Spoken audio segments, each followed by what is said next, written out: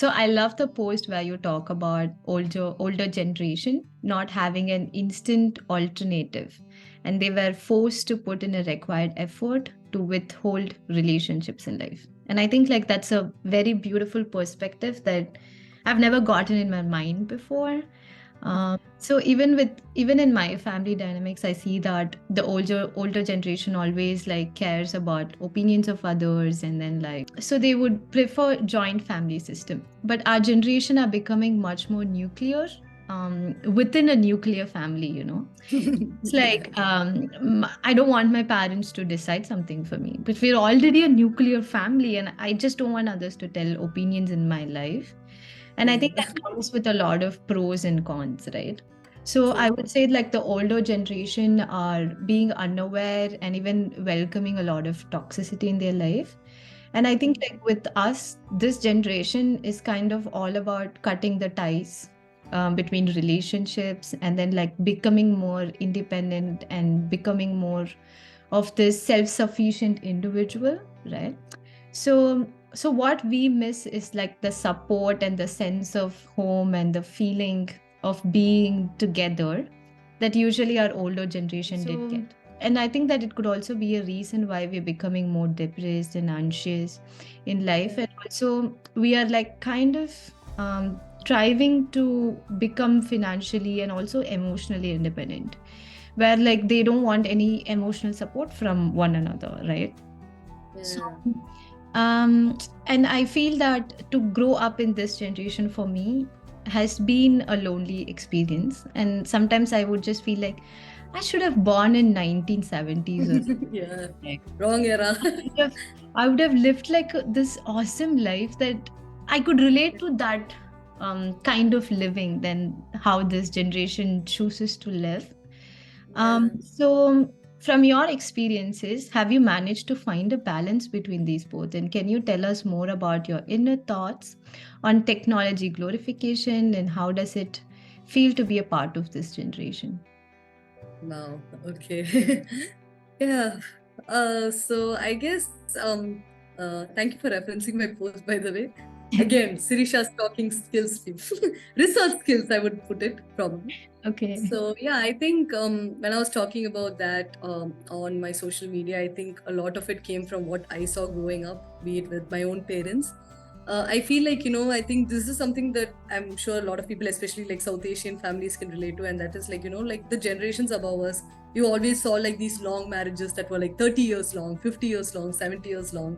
Yeah. And then you see a generation where the number of divorces are increasing, or, you see people like being, it's like basically how much of it can you tolerate in a relationship? Like the tolerance, I wouldn't say the tolerance has come down, but I feel like there's a lot more awareness now than there was before. And I think people like when I'm talking about this generation, I'm including myself as well. And I feel like this generation has a lot more exposure to what's happening around them. They're a lot more aware and they're a lot more opinionated.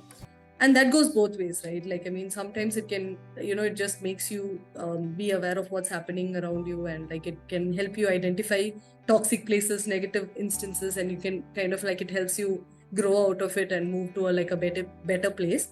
But it can also affect you in the place where it kind of like segregates you from the rest of the crowd. Maybe you have an opinion on something and not a lot of your friends agree with, and that can sort of isolate you. So it goes both ways. And I think, yeah, I feel like what I've seen with my own family, my mom's very family oriented. She'd make sure that all of us go to all the family events hosted, whereas me and my brother, we would be like really, we would still end up going anyway, and we would have a really good time. But it would never be like a instant yes, like let's go. It would never be that. It would always be like 10 hours of my mom convincing us, and then we'd be like, okay, let's just do it, and then we'll actually end up having a good time. And I guess a lot of good experiences, or a lot of good memories that I've had in my life when I look back, had like moments with me being with my family. I've never had like good moments where it was just me by myself, or me just sitting in my room. It's never been that. So I guess yes, like I feel like again kind of coming back to the second part of the question which you mentioned about technology. I feel like technology is something that again when I was talking about how people are more aware and more exposed, I think like technology has such a huge part to play. like back then technology wasn't that accessible. Not everybody had access to the internet. Not everybody could Google stuff about like, you know, pretty much anything. Like nowadays, like we don't have to memorize phone numbers. We never have to like read about anything. We could just Google stuff. And back then internet, or basically all about the web, wasn't that accessible, and people weren't like, you know, aware of what was happening. They weren't like, most people didn't even know what rights they had as citizens and stuff like that. So I guess coming back to how internet also like technology in general played a huge role, I feel like it's sort of like brought, I think it just made people like too aware that we sort of like started disconnecting, you know, it's like how, you know, when you start knowing too much about, you know, the things around you, the people around you, it starts giving you those trust issues, you know, when you like wake up and read like 10 articles about, you know, like, you know, basically pretty much any crime, like when you, I mean, I could relate to, I mean, just quoting something from my own personal experience. I remember this one day, I just woke up and I was like scrolling through Instagram, and believe me or not, I saw like 3 stories of like acid attack victims, and like, you know, some story where there was like a dowry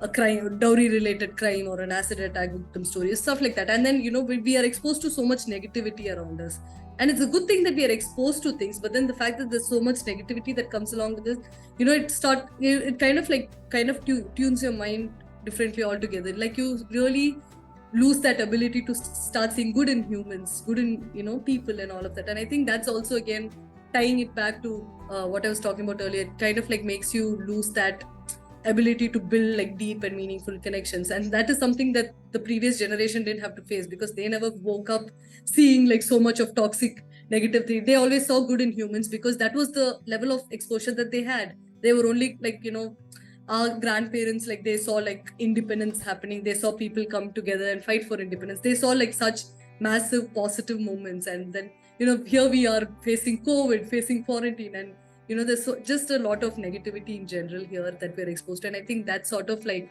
and I think like all of our self-defense mode has been turned on, and we started, you know, somewhere we just started feeling like being independent is the best thing to do, because again, it's just an act of self-defense, if you ask me.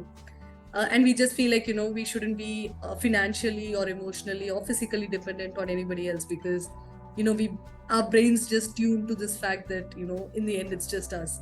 And that's something that I'd also quoted in another post of mine. You know, it's like, it eventually just comes down to you. And yeah, I guess this wasn't much of a case back then. I feel like it's a lot more, you know, it's a lot more obvious now than before. So Yeah, true. Like, I think I totally agree with it. And yeah. I'm more worried about like the next generations that are gonna come. True. Are they like even willing to get married at some point in life, or are they willing to even like talk to a human being who's like next, you know, next by you? I think like in like 4 or 5 generation passed down, like I just feel that people might be more connecting to technology. And now that AI, being an AI student, like I'm really saying this, but probably people would enjoy talking to a robot or like AI generated content than like an actual human being. And I think like the world shouldn't reach to that point where like I think like those little changes that we make in our everyday life to be mindful. And like I think like that's something that I wanted to do at this point in life, where I don't want to be too dependent on technology. Rather, let me see who are those honest people in my life, like have a filter process, have like be just content within your space, and with like whoever I could have in my life should actually have a connection with me, or like they're out of my life. And I think like stepping into 25, I just felt I needed some kind of like a detox, like a proper filter that I need to add in front of me. So like what you said is like totally understandable. Probably it's just my mind trying to protect me in so many aspects that that I'm chasing towards in life. And even more, I feel like it's not a choice for us, it's a need for us. I think like that's the only way you survive, because when I started becoming like when I became like a teenager, the things that I was exposed to being this empathetic and emotional person was like had like a lot of strain on me, on like things that I couldn't take it anymore. And as I keep experiencing things, I changed, and I changed, and I changed. Um, not like it necessarily didn't mean that I'm hurt and I changed to become this negative person. Rather, I think like I became more and more closed, not because the person that I am or the person that I was at that time, she isn't a bad person, but the world wasn't ready for her. That's something that I tell myself. And even right now, if I feel hurt because of a situation where I need to change myself, where like the world is a certain way and you need to actually make yourself fit in, and then like Yeah. I think that wouldn't make me feel bad. I think like I would just say the world isn't ready for me right now. I'm this precious human being and the world cannot Oh, take it yet.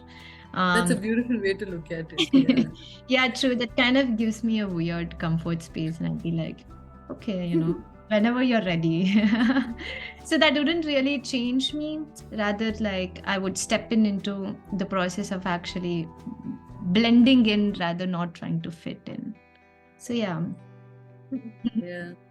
And I think there was also an article where, they were talking about how a lot of women, like they were doing this survey and they found out that a lot of women chose to like remain single and not get married. Yeah. So I guess, yeah, like a lot of trust issues. I just see it in the picture. I feel like a lot of us have this deep rooted trust issues, especially this present generation.